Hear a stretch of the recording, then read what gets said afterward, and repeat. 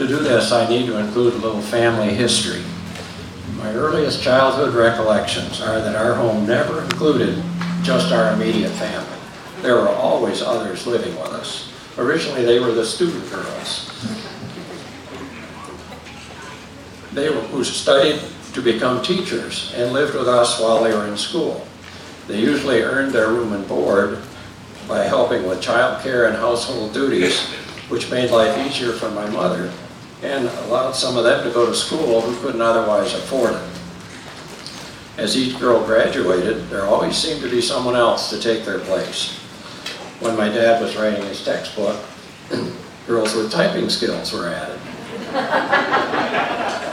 As times changed and our family aged, the makeup of extra people changed. And as my siblings and I finished school and moved on, there were others who filled the space we were vacating. Over time, we became a pretty diverse group.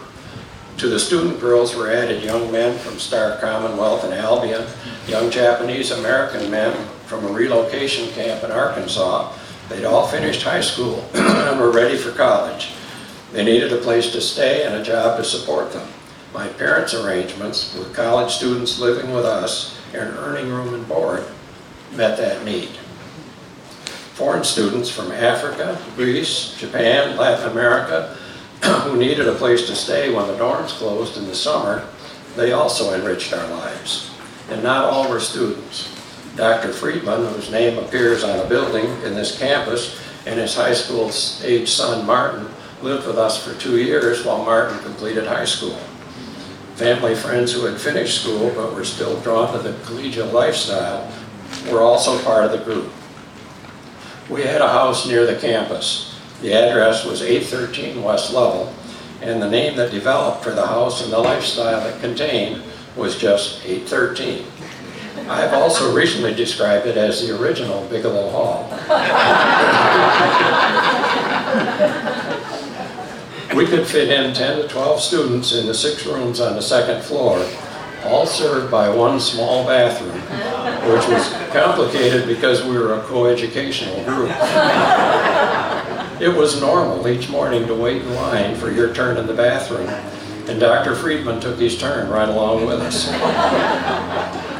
We shared meals, snacks, games, and conversation among ourselves, and with the many visitors who dropped in to also share in the activities that always seemed to be going on.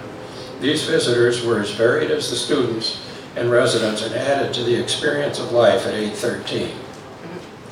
Residents and visitors alike, if present at mealtime, were expected to share in the meal. And I never remember a time when there was not enough food to go around, which was a tribute to my father's skill in stocking the pantry and my mother's skill in managing the kitchen. There was always room for one more. Unfortunately, this 813 lifestyle ended with my father's death in February of 1961 after a short illness. We realized that the house could not continue without him. My mother explained that all things, good and bad, come to an end sometime. The house was sold and she moved to an apartment. So we were very pleased when we learned that a dormitory at Western would be named for my father, and that the lifestyle for college students that was so important to my parents would live on in a greatly expanded form. We were proud of Howard Bigelow's accomplishments that were honored at the building dedication just 9 months after his death. And for this gift, our family and friends remain extremely thankful to Western Michigan University. Now, after 52 years, it is again time to say, all things, good and bad, come to an end sometime.